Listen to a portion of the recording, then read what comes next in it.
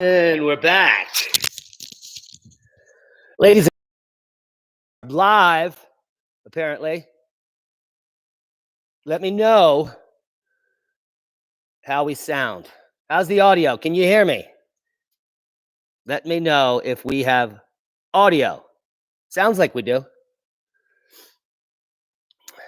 JC Warlock is in the house. Patrick Audacity, CMC, Fairy Wings, Melinda Biddle, Tammy Ratfield, Montpelier.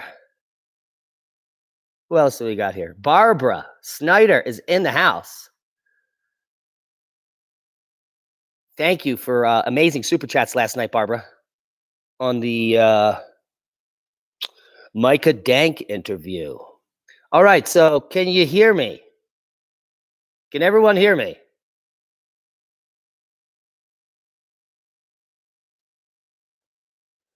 Not a single person telling me they can hear me. Okay. All right, so we got 66 in the house, only 10 thumbs ups. That means 56 of you have not hit the thumb up button, which is not very difficult to do. And we would appreciate if you could just go down there and do it. So go get that done. 19. There we go. Okay, I'm going to take some questions this morning. But before we get started, we do have some activity in Iceland that we've been watching over the past week and a half.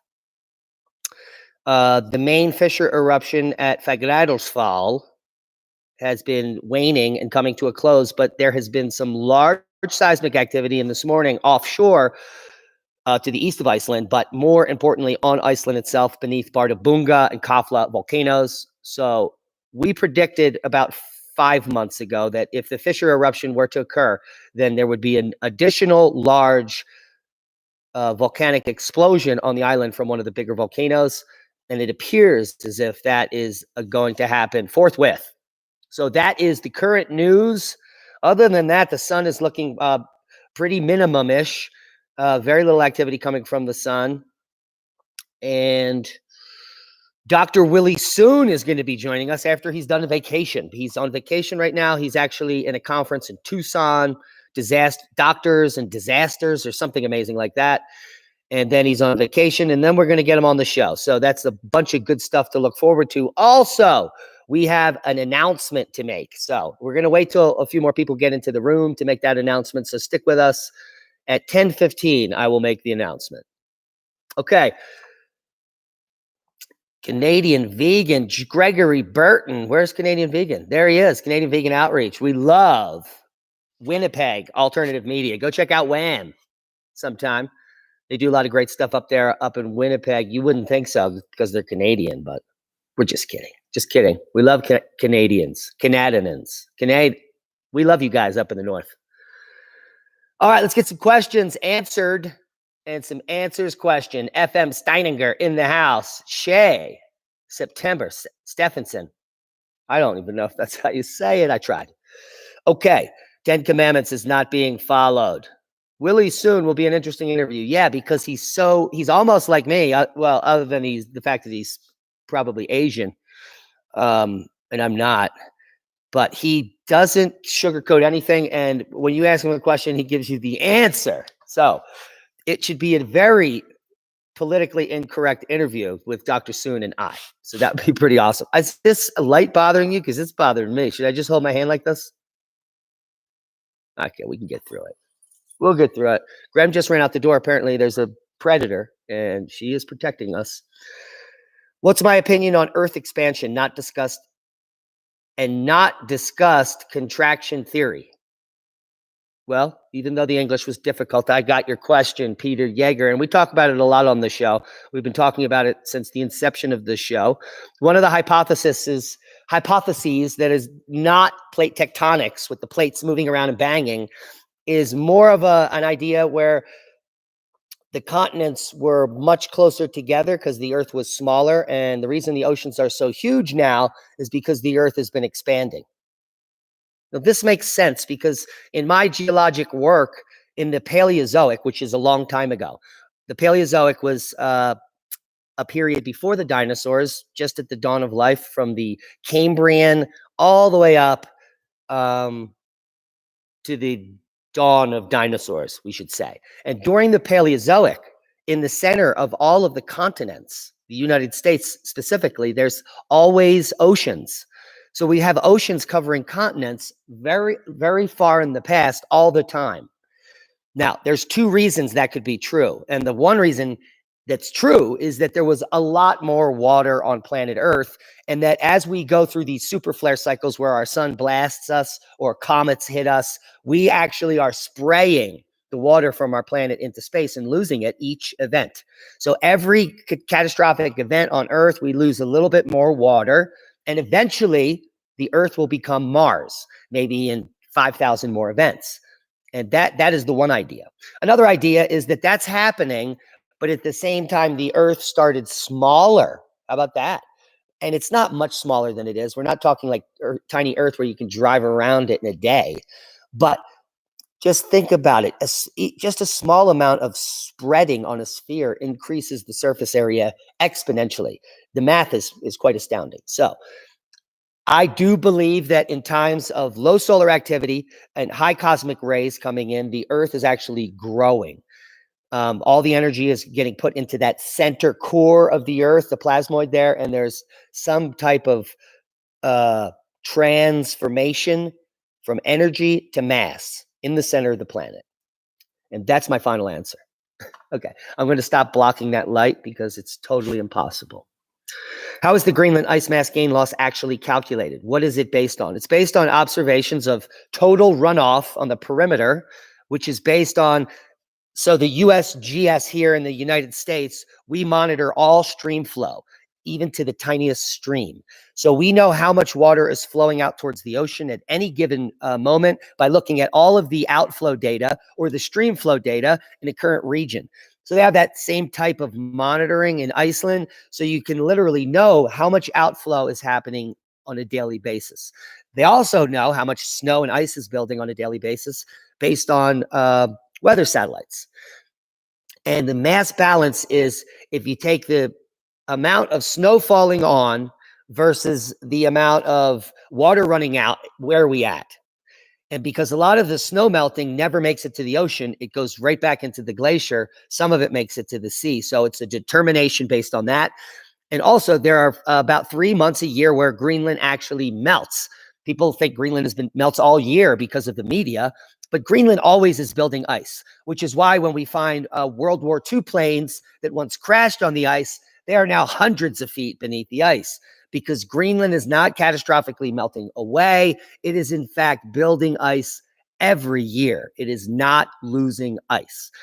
And the unfortunate thing is that the majority of the population on planet Earth think that Greenland is going to be ice-free in 5 years, which is not the case. So the mass budget is the amount gaining versus the amount leaving. What is the end result? If I have more leaving than I'm gaining, the mass budget goes below the baseline. If I'm gaining more than I'm losing, that mass budget or the mass balance is above the zero baseline if you're looking at the Greenland data. Okay, that's quite a long explanation. And let's go delve in here for some more booms. Thank you, Alan Robinson, for the super chat. How much influence on Earth's climate do other planets' gravitational pull have? I'll repeat that. How much influence on Earth's climate do other planets' gravitational pull have? Well, that's a good question. And David Dubine has posited for almost a half a decade now that it is the alignment of the supergiants that actually kick off the grand solar minima. But I don't think that that has anything to do with anything. I think that what the planetary alignments do is they affect the sun. The sun. It is not you. It's not CO2. It's the sun. So planetary alignments can affect the magnetic field and our sun in the solar system. So it doesn't affect Earth directly. The only thing that directly affects Earth is the sun when it comes to climate. Planetary alignments can alter the shape of the Earth, and they can cause earthquakes and potentially volcanic events, but probably not change the climate. If the volcanic event that is triggered by an alignment is big enough to create snowball Earth, like a VEI 8 or 9, well then, a planetary alignment would actually change the climate in a very devastating way. But for the most part, planetary alignments can cause major earthquakes, but they can't change the climate. The only thing that we know of that is powerful enough to do that is not NASA, it's not NOAA, it's not Dane Wigington, it's the sun. Okay, I hope that helped you. I am. Question. Why do you think our magnetic shield is weakening? I don't think, I know. And it's based on measurements of the magnetic field on the surface of the Earth that go back a very long time. So we know that the magnetic field is weakening on Earth based on direct observation using instruments. When will it strengthen again? When it's done weakening. The Earth goes through ebbs and flows of magnetic field strength. And a lot of the very high detailed proxy data that's coming out from core samples in lakes and other sources give us a high resolution picture of what that magnetic field strength actually is. And that's because we can take the magnetic field strength from the grains themselves in situ. Absolutely mind-blowing. And what we find is that the field strength on Earth goes up and down. So we're now in a down phase where it's accelerating, and that happens until it hits a bottom, and then it turns a cusp and it starts rising again. That's how it's always worked. When will it reach the bottom? No one knows. What is the bottom? No one knows or could calculate that. You just wait and see. So this is a fantastic time to be alive on Earth, where we actually are going to witness a magnetic excursion happening now, because that's what we're witnessing. And as the field strength weakens, we can then actually observe the effects on our planet. So it's a very amazing scientific time to be alive.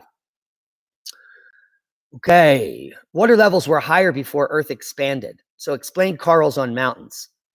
The corals are not on mountains. It is the fossils of the corals that are on the mountains.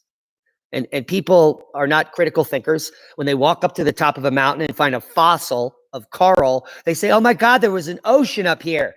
That's incorrect. The mountain was built after the coral was fossilized, and the coral was fossilized below the ocean underneath of sediment. So after it was fossilized, a mountain building event pushed it up 5 miles into the sky, and then you found it. There was never an ocean up there. And that is Geology 101, rocks for jocks. Nanu. I hope you got something out of that. Oh, yes. So let's get to some more questions, and we will blow your mind. Increasing energy in anything causes expansion. Well, yeah, if you excite something, it tends to, that could be, that's probably true. I'm not a physicist. I am a YouTuber. I just play one on YouTube. Well, actually, I'm a geologist, and I'm not playing that. But anyway, have you heard of droplet moon hypothesis? No. How is water flow in the smallest stream monitored? Just curious. It's monitored in a cubic feet per second. And they basically know the profile of a drainage. And based on the height or the level of the creek, they can determine the outflow. It's very simple math. The monitoring devices are very simple. And it's all done remotely. So there's no people there. It's all look on a computer. And if a station is malfunctioning, they'll go out and fix it. But it's based on the level of the creek. As the creek rises, it gets wider and the volume goes up exponentially. So each inch is exponentially more water in outflow data, and it's in cubic feet per second that is monitored. Okay, asking here, the strong earthquake in the Ring of Fire, how does it affect Yellowstone? It doesn't. Why would it? And there are hundreds of people that, when an earthquake goes off, are like, oh my God, is Yellowstone going to go off? I want someone to send me a paper that says that Yellowstone goes off after big earthquakes. Where does this come from? There's no connection between earthquakes that are not related to Yellowstone and Yellowstone. How could there be? It's like if I crack an egg in China, will I set off the San Andreas Fault? I made eggs this morning in China. Okay.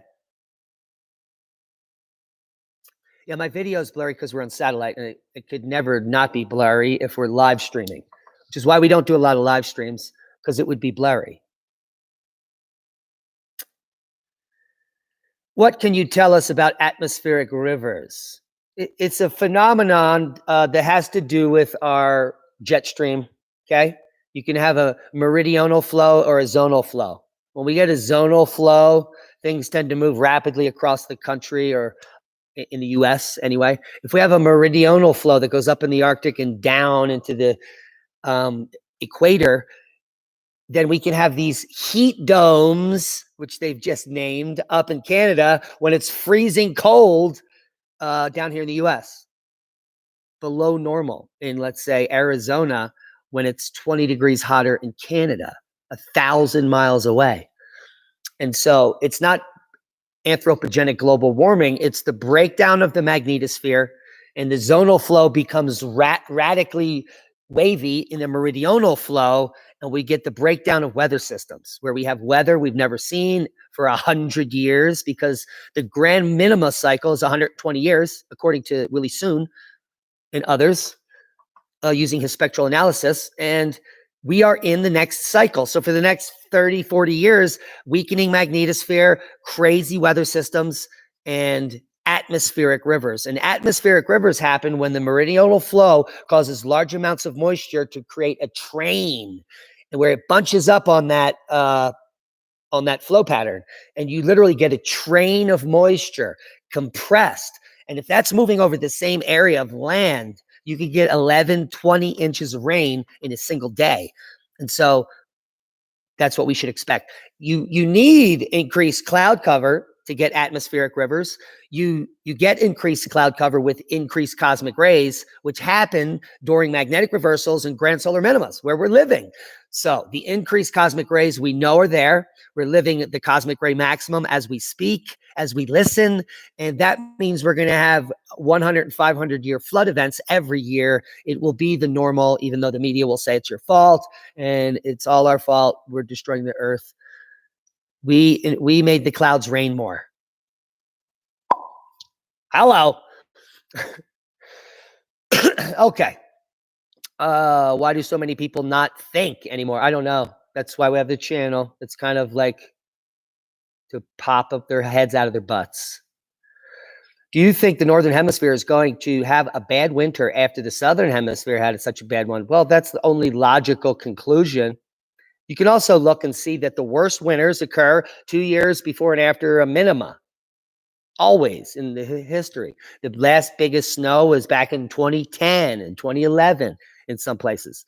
And that has to do with the sun. It has to do with cosmic rays. It has to do with more cloud nucleation. And it has to do with more snow. Now, we do have La Nina and El Nino, the ENSO cycle, and that will shift the moisture around in different places. It's not anthropogenic global warming. It's not carbon dioxide. It's not you. It is the ocean circulation patterns putting warm water in different places, creating different weather systems on the country. And that could be explained to the population quite easily. Instead of misrepresenting crap that the mainstream does, they could actually be teaching the public how to learn and do their own weather forecasting. But they don't want you to be smart. The most dangerous weapon to a corrupt government like the ones all around the world is an informed public. And what they've been doing for 50 years is dumbing down the public school system. They've been indoctrinating each and every one of us, from the oldest people listening to the youngest, to the face panty wearers, literally sheep walking around doing whatever, anything, whatever this square says. Whatever this says, I'm going to do it. Because I can't think for myself. I don't know how to find food. I don't even know where food comes from.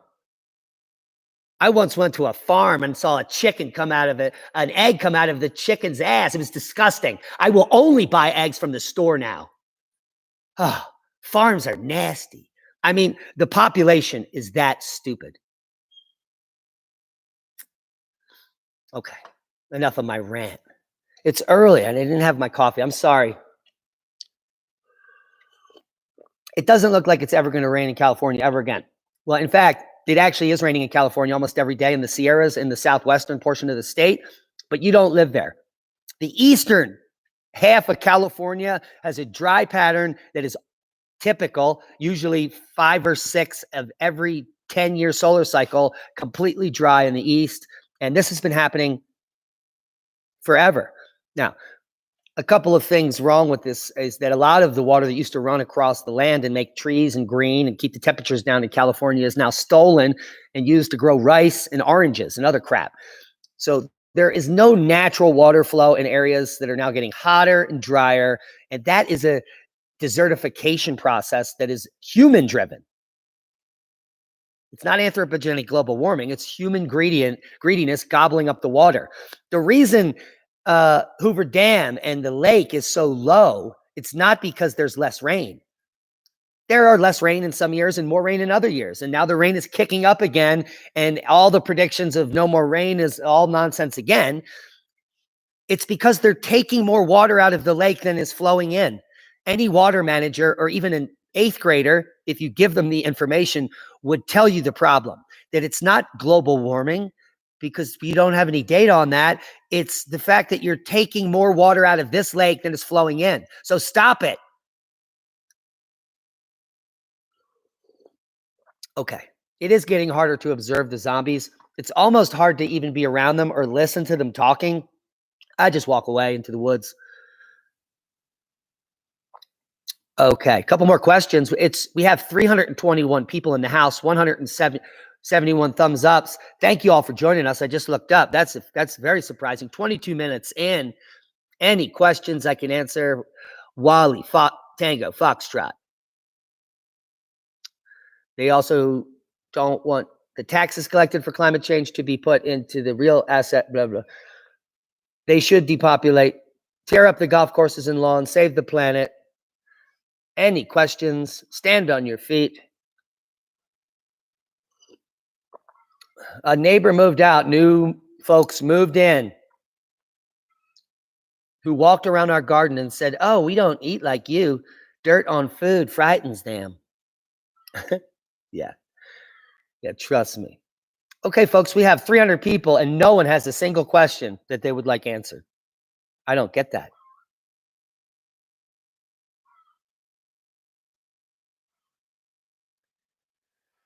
It does feel like the Twilight Zone. And with all this new Delta variant nonsense push, like our town used to be pretty mask free. Last few days I went out there, the tourists have like 70 masks on. They're looking at me like I'm the plague. And it's so sad to see how many tens of millions of brainwashed mental patients we are actually grooming on planet Earth. We are grooming a society of snowflakes that are living literally in fear. Life expectancy has actually probably dropped 20 years. The amount of fear, it just releases things in your body that age you and they're just not good for you. So it's very sad to see what's happening. I hope there's a turnaround. I don't see one coming. And I am in a rural area, so I'm not bumming. So I don't get to see a lot of that.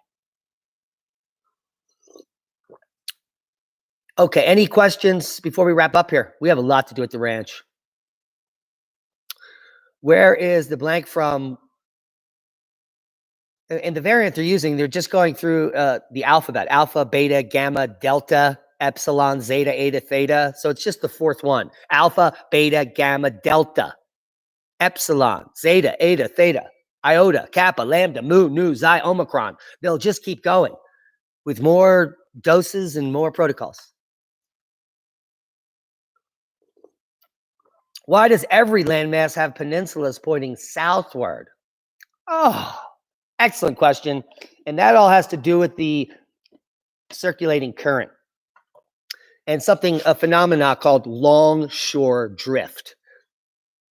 And the reason why Florida, the whole state, isn't even really land. It's in fact just sand covered on a reef. And it started as a little nub and it grew all the way down to the length it is. And the Florida Keys is the active region growing that peninsula south. I don't know if you've ever been on a beach on the East Coast, but if you have, there are things called jetties that they have to put out every half a mile or so. And this is to prevent all of the sand from rapidly moving south towards Florida. It's called a phenomenon called longshore drift, where the waves don't come in perpendicular to the shore. They come in at a subtle oblique angle. In the case of the East Coast, they come from the north, slightly south, and then back out. And that moves each sand grain further south every single break of the wave. Eventually, you start to develop something called a spit, which is a tiny peninsula, and that builds and becomes a peninsula in the shape of Florida at the southern tip of the continent. So that's what's happening at Florida. And the reason they put those jetties up is to collect the sand as it moves south, and then they take it and they just bring it back up and they pump it up back again. So they're in New Jersey, in Virginia, in South Carolina, they're constantly pumping the sand from one spot up north again so they don't lose it down to the next state. It's a never-ending process, and it's what drives the industry at the shore points, and it drives the value of the buildings. If you just let it all go, it would be a nightmare. And so that's what they're doing there, and that's my final answer. I hope that was a good explanation. Oh, okay. Diamond, is it true that the blanking disk on the Soho coronagraph smaller because the sun has expanded since the craft was launched? The image is obscured. Is this true? Do you know? Is it true that the blanking disk on the Soho coronagraph smaller because the sun has expanded? I have no idea what you're asking there. The reason they have a blanking disk on any of the devices that are looking at the sun in space is because the sun is very bright. And the only way to look at the sun directly is to block it out. And then that allows you to look at the corona, which is let's say the sun's atmosphere, so to speak. And so that is what they're actually looking at in the devices so that we can detect coronal mass ejections. We're looking at the corona. And so we can see the magnetic reconnection points on the sun from active regions by looking around the sun, not directly at it. The sun is so bright, there are very few instruments that can look directly at the sun without extreme filters. And that's why these devices are being used. Most of the devices looking at the corona of the sun were put up there in pairs because you need two angles to detect coronal mass ejections. And they're up there so that we know when it's coming. All these devices are up there so that we have warning when the large coronal mass ejection is coming. Think about that. They're up there doing science, yes, but the reason they were launched is so that we have early warning when the grid is about to get fried. That is why they're there. So if you have anyone that thinks it's not going to happen and you're a critical thinker and you can explain what I just did, well, maybe they'll start believing you. The satellites we have up looking at the sun are to determine if a coronal mass ejection is coming to take out Earth. That's why they're there, because it's coming. Okay. Oh, I hope I answered some of that question. Two more questions. Barbara Bodery. Hi, Diamond. I've been a fly on the wall since the beginning of YouTube. I've been listening to you since the beginning of your channel. Subscribe to over 200 channels. You have been top 10. Thanks. Thank you, Brian Bodery. We appreciate that sentiment. Looking for two more questions. The world is hollow and I have touched the sky. That's a statement, but put up cameras in front of the dumbs. That is a good idea, of course. When we see everyone rushing underground, we'll know that something's happening. But these people are not that smart. Communities like ours will have earlier warning than anyone else on the planet because we will have the wherewithal and the balls to actually warn you if something may be potentially dangerous. Whereas the government will black out and will go silent until it's too late, because it will just drive panic, mayhem worldwide. And that is the last thing they need when they're trying to get underground. So they'll remain silent and go underground while we, the watchers on the surface, the truthers, the suspicious observers, while we blow the whistle to the public. Now, not a lot of people are going to listen to us, and that's on them.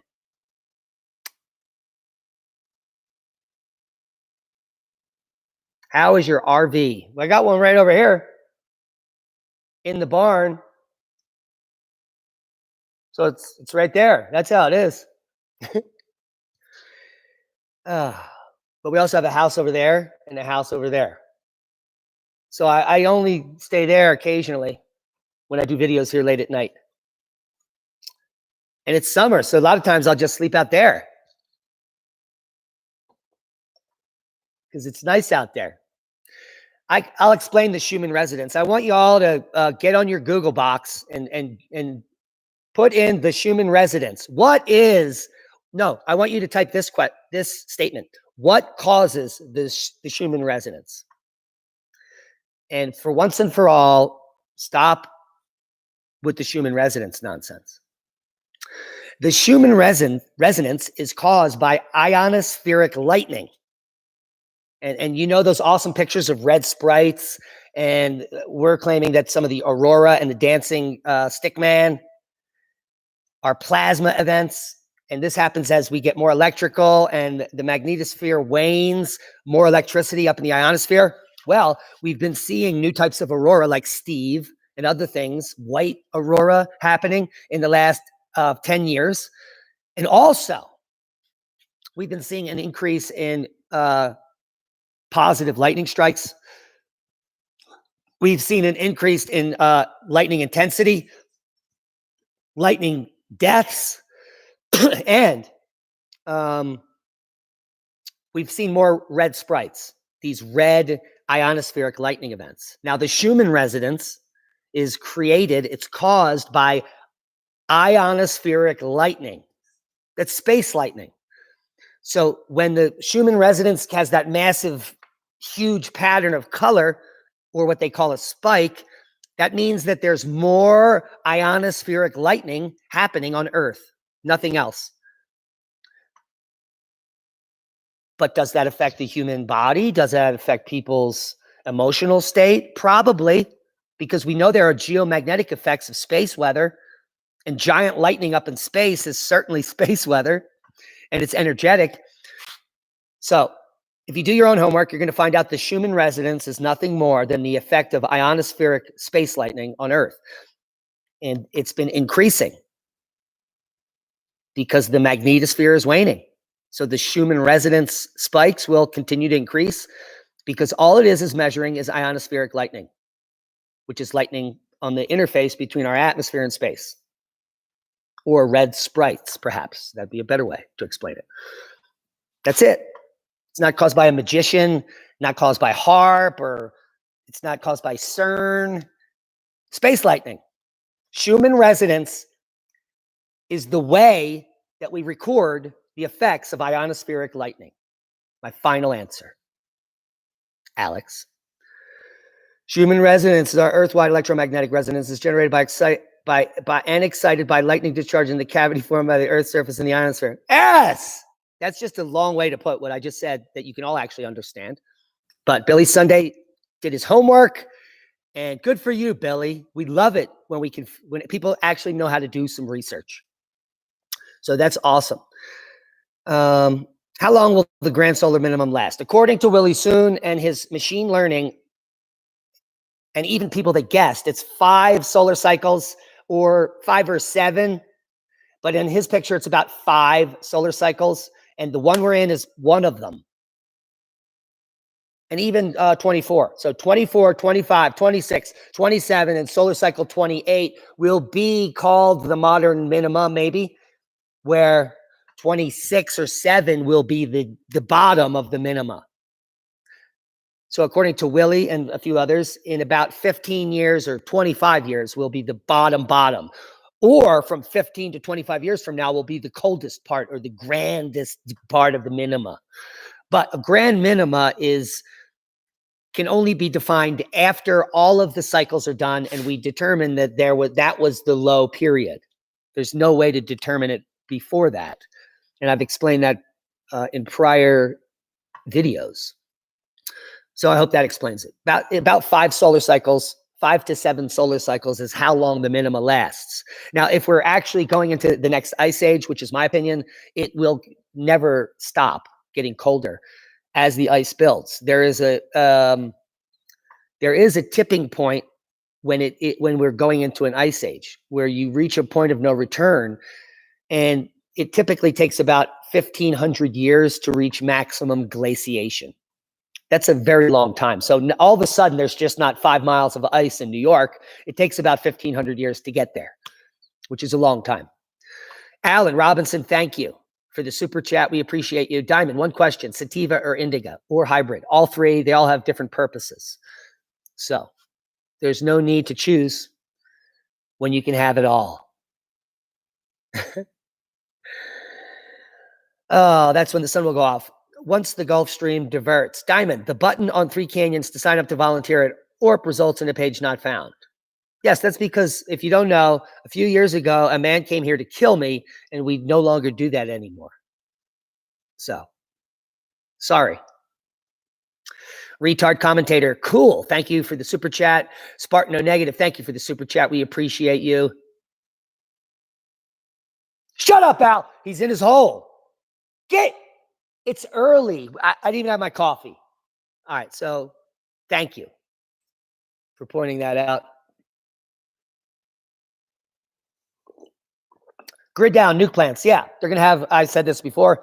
So if you live downwind or near a nuclear power plant, when the grid goes down for a long or forever, you're going to have quite a bit of time to get out of there, because a lot of them have backup generators and enough fuel to last for months, if not years.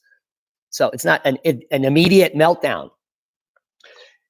And it won't be a catastrophic meltdown scenario anyway, unless you decide to homestead near the nuclear facility. So get away from nuclear power plants in the event of a long-term grid failure. And you'll have plenty of time, months.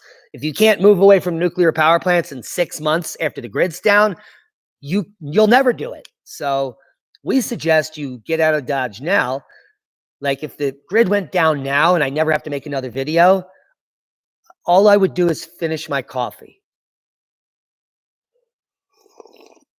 and maybe up my planting game a little later today.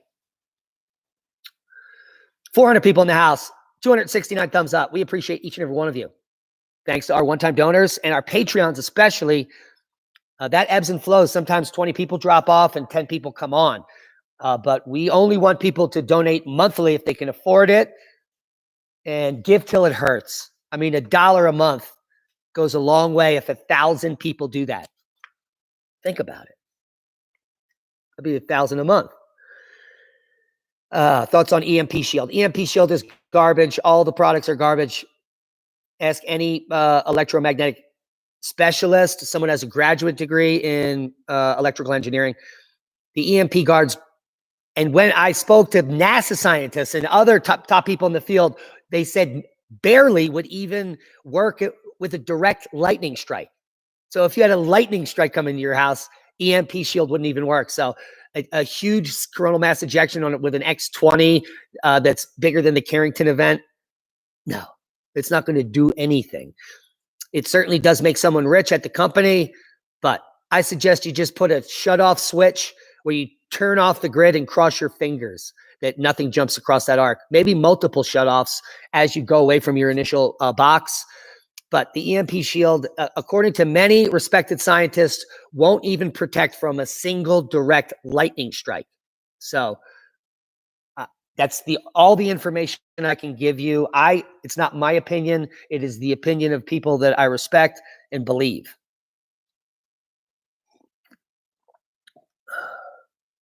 Tech is going to fry. If the grid fries, most of the tech will fry. It will be useless anyway, except for survival and communications. So set up your own communications network locally in your area and hope for the best. There's always smoke signals. Hello. Did we forget the things of yore? Yes, the smoke signal will be the future cell phone. JC Warlock, thank you for the super chat. Just want to support you because you've provided so much info I may not have considered. Thanks for the Chan Thomas postlude vid. It's a regular watch. We're going to do a series of videos on a book that I have is a very rare copy from Colonel White, and it has some few chapters in it that have to do with this cosmic catastrophe scenario. So that'll be interesting. We'll put those up on Magnetic Reversal News as well. I'll take one more question. What smoke signals are you paying attention to? Ones from people that I know are down the valley, probably. Microwave oven any good? If you want to kill your food and kill yourself and kill your brain, turn the microwave on and stand near it.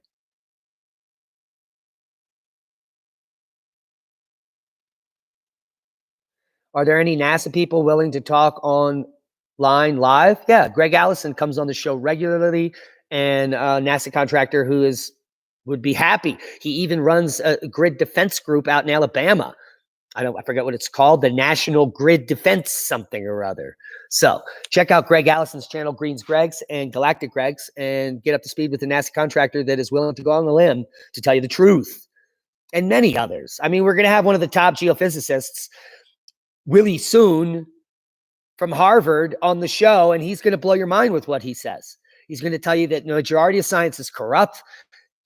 There's no explanation for it. It's obviously for the big reset, or however you want to say it, but it's one world government, globalism, and that's a boom. Plus, Greg has worms, for goodness sakes.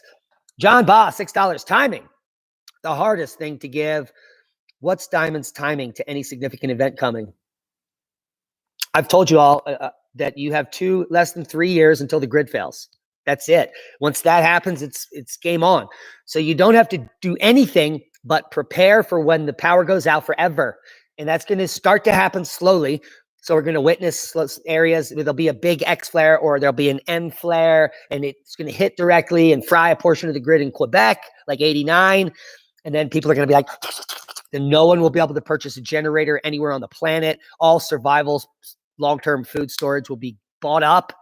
And then more events will happen. And then when the Carrington type event does occur, if it occurs this cycle, which is a very high probability it will, 50% is pretty damn high. Well, if it does happen, it's going to be multiple events. 20 CMEs stretched over a period of days that fry the grid until there is no more grid. There'll be fires burning around the world, and you have to get through that transitory period where most people die. So that is the big event. That's the big one. When the power goes out, global unrest is next. Where will you be and how will you respond? And that's my final answer. I hope you guys got something out of today's question and answer. I want to thank all 410 people for being here, 308 thumbs ups. We appreciate each and every one of you. And we're going to be doing this on Sunday on a regular basis.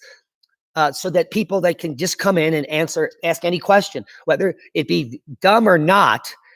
If you don't know it and you need to know it, that's not a dumb question. And that is called critical thinking right there. All right. You don't be embarrassed if you don't know that water has 3 phases, right? Don't be embarrassed because it actually has more than that. If you want to get into it, there's 12 phases of ice, for sake. Ice 12 has less volume than ice 8. Did you know that? Mind blown. So every Sunday we'll have a coffee talk, either at Oppenheimer Ranch or Magnetic Reversal News. Just stay tuned Saturday night for the announcement on where it will be. Guys, have a wonderful day. We love each and every one of you. Don't be an asshole. Be a nice guy. Help someone today. It'll make you feel good, and it may just change your life. And that's a boom.